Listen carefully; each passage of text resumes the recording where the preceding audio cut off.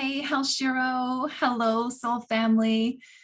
So as some of you may have heard or read or seen, or maybe I've spoken to you, but I lost my dad, uh, and he lost his battle to cancer just over a week ago. And, um, you know, like anybody that's dealt with loss, it's been a wild week of riding the waves of emotions and so on. And I thought, well, one, I want to thank everybody that's been reaching out and checking in on me. And I mean, if you know me, you know that I'm really close to my dad. We had such a cool and amazing relationship that I'm super, super grateful for. He was the first person that I would call, for the good, bad, and ugly. We text or spoke like every day. He was really close to my kids. They would sleep over, they would, sometimes at night they'd be calling out for him when they were younger. He would play with them, and he just had an amazing sense of humor. And really, really grateful for the time that I got to spend with him growing up, and from that my kids get to know him, so that was like really, really special. But thank you, so much for people that were calling and texting and honoring my space and holding space for me, so grateful. And I thought, man, maybe I should come on here and do a video and just share 5 tips on dealing and coping with grief as a mama, right? So, why don't we jump in? And grief, I mean, just to be said, like, grief can be challenging. I mean, of course, if you love the person, but grief can be challenging even if you didn't have a healthy relationship, even if you didn't really know the person. I mean, it can hit us and just remind us that our lives are finite, while honoring our humanity. So, I mean, there's all different types of emotions, but, at the end of the day, if you're looking at the levels of consciousness, grief is as one of the lowest emotions, like vibrational emotions, and it's a very contracting emotions, and it's very difficult to be happy, to be healthy, to feel a sense of peace when we're in a state of grief. And that doesn't mean that you don't honor the other person. That doesn't mean that you're not going to be sad. Of course, we're human. We're going to feel those emotions. But we can choose to be in that victim mentality and stay in that low vibe energy, or we can do what we need to do to feel our best. So we still ride those waves, but we also, honor our emotions and be mindful of our energy and that universal energy bank. So let's jump in, and I'm going to share 5 tips that might be able to help you or somebody that you know and love. And be sure, if this does speak to you, be sure to like the video and share it, with those if you feel called to. So number 1, you want to honor your emotions. You want to honor your feelings. So if you're feeling sad and you feel like you want to cry, then you can cry. Jasmine coming in. If, we've got to feel to heal. So really important, feel those emotions. We don't want to suppress them. We don't want to drink them away. We don't want to eat them away. We don't want to smoke them away or whatever it is. We want to feel those emotions. Emotions really are a gift. And I know at times it does not feel that way, like at all, but it really is a gift. That is part of our, human superpowers, having those emotions. So feel it, ride those waves, honor them. When we suppress our feelings, that creates anxiety, it creates fear, it creates stress in the body. When we, suppress that anxiety, it can create depression. We suppress depression, then it can create like dis-ease in the body. And that's when the body starts sending us unwanted symptoms, right? And this is where we can have, all kinds of issues. Acute and chronic, right? So we really want to feel those emotions. Really, really important to feel those emotions. 2, especially with kids, you want to have those honest conversations. You want to be able to hold space for them. There was a few times when my kids were sobbing, because they miss him so much already. And of course, as a mom, you want to like dive in there and hug them and give them, a Kleenex and, help them right away, right? Go in there and save them. But you've got to hold space. If I'm passing Kleenexes and hugging them right away, then it's like I'm uncomfortable with that, with their emotions. So I want to come in and try and save them. And then I'm not honoring their emotions. And maybe they feel like, oh, I don't want to make, because they pick up on everything. They pick up on energy, right? That maybe I'm like, oh, I'm making her sad, or I'm making her uncomfortable. So I don't want to feel that. So maybe they're suppressing their emotions. And you want to create that open space where you're holding space for them. So have those tough conversations. And they get some different messages. So, some people are like, heaven's way up there, and I'm saying it's all around us. And, so it's like, well, you've got to tune in and see what feels right for you. It might feel, maybe it's different. We don't know the answers for sure, but this is what I feel is true, so it's like having those honest conversation, not like this is the way it is and this is it and da, da, da. It's like, be honest, be vulnerable, and hold space for your kids as well as they navigate these big emotions. So honor your emotions. You've got to feel to heal, hold space for your children. 3, increase self-care. So, if you have been a student of mine or a client of mine, or been in this community for a while, you know that I always say the foundation to feeling healthy, the foundation to feeling happy, to creating that sense of peace starts with our solid self-care routine. And it's like morning routine, evening routine. We've got to have that solid self-care routine. And that's just for daily life. That's just like daily. So when you get thrown a curveball and you're coping with grief, that's like in crisis mode. And when we go into like crisis mode, we've got to, and a crisis mode could be like getting a new job, having a new relationship. It could be moving your body in a different direction, or your life in a different direction. So it doesn't have to be something negative, but when life throws you a curveball, or you're feeling off your game, you've got to double down on self-care.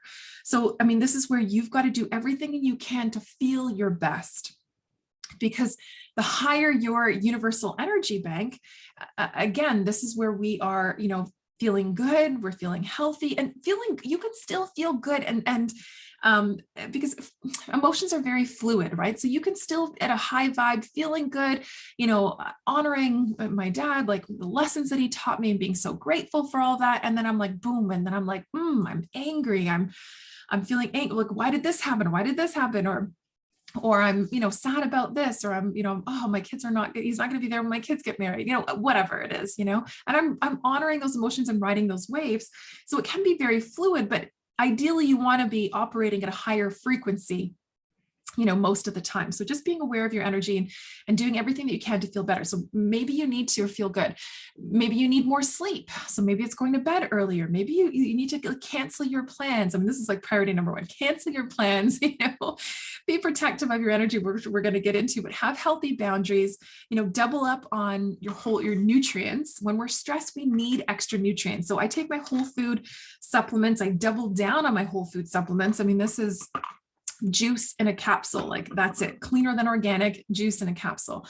So I have that on my desk because I'm taking double, especially when I'm feeling stressed. When we're stressed, we need even more nutrients. So again, important not to eat, drink, smoke our feelings away, feel them, honor your body, and do everything that you can to be at your best. Maybe you need extra movement. Maybe you need more time in nature. Maybe you've got essential oils where it's like, very grounding, do whatever you need to do to feel your best. And so you feel your best so you can navigate these emotions. If you feel like crap, if you eat like crap, you're going to feel like crap.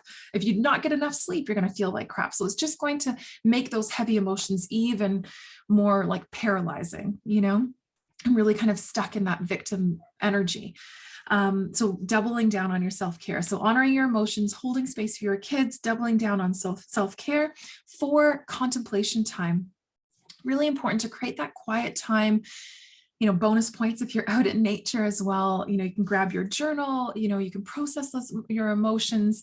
You can, there's definitely some things, even with my dad, I had to kind of process. Although I loved our relationship, there were some things I had to process, like I have been studying, after me going through cancer, my own cancer journey, 12 years ago, I learned a lot about the industry. I learned a lot about what works and what doesn't work and what's being held back, in our healthcare industry and the big pharma and so on. And, I went down that rabbit hole back in 2011, 2012.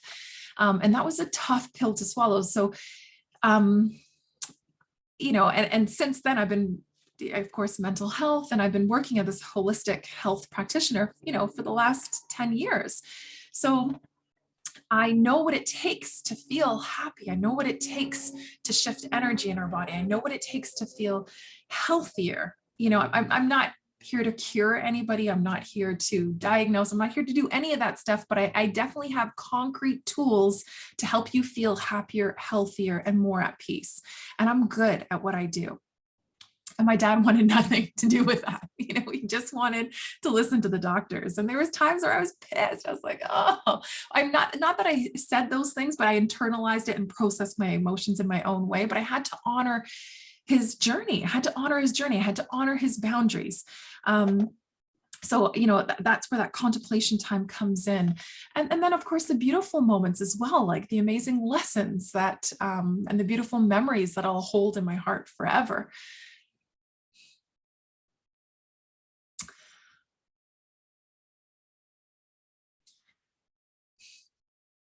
Yeah. Grateful. It's like, I feel the sadness, I feel it. And then it's like, it's almost like you're bipolar. You're like, oh my God, I'm feeling sadness. And then I'm like, oh, those beautiful memories that I get to have, and my kids get to have.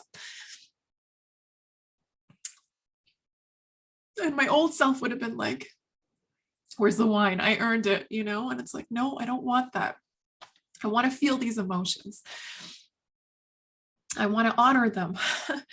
I want to ride the waves. I would have been like, man, you are crazy. What's going on? You're crying one minute, you're laughing the next. And now it's like, it's okay. It's okay. Whatever I'm feeling, it's okay. So contemplation time. So honoring your emotions, feel to heal, holding space for your children, doubling down on self-care, and increasing that contemplation time.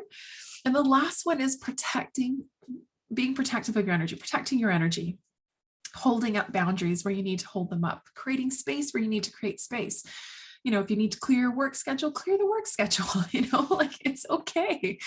When we're operating a lower frequency, it's very difficult to achieve what we want to do. It's exhausting. It's draining. This is how we burn out. If I was to plow, and my old self would have done that. I would have plowed through work. I'm like, I'm tough. I can handle it. Let's do it. Like, I got this. Cry in the back, quickly wipe off. Okay, let's go, go.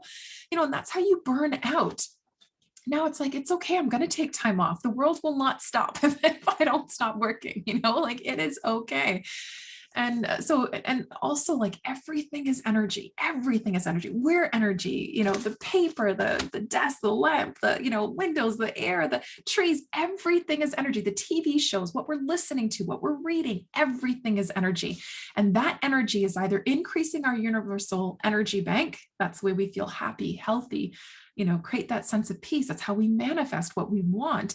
Or it's depleting us of our energy, which is very contracting. And this is how we get stuck in victim mentality. And this is how we attract what we don't want in our life. So you want to be really protective of your energy. And, before I would have felt obligated to return like every message or phone call or whatever. And now it's like heart or thank you, but I don't need to get into the details if I don't feel like getting into the details then, so it's okay. And this is, my healing journey, and I'm honoring, like, I have compassion for myself. I have unconditional love for myself. And I forgive myself where I need to be forgiven, or and if you can do that for yourself, if you can love yourself unconditionally, if you can hold space, if you can respect your own boundaries, you can forgive yourself, then you can love other people and your children like unconditionally and respect their space and their boundaries and forgive others, right? If we're not able to do it for other people, it's because we're not doing it for ourselves as well. So respecting your boundaries, protecting your energy. So you want to be really mindful what you're watching, reading, listening, talking about, having conversations with yourself, like all of that matters. Treat yourself with kindness and compassion, especially during this time when you are vulnerable, and be really mindful of who you're allowing or what you're allowing in your space. So hopefully these 5 tips helped. Again, honoring your emotions. You have to feel to heal, holding space for your kids, increasing or doubling down on self-care, creating that contemplation time and being protective of your energy. So if, if these tips resonated with you, please like the video and share with others. And thank you for holding space for me, and sending you all loads and loads of love, big, big hug. And if you are going through grief right now, I see you, I feel you, and sending you loads of love as well. All right. Okay. Bye for now.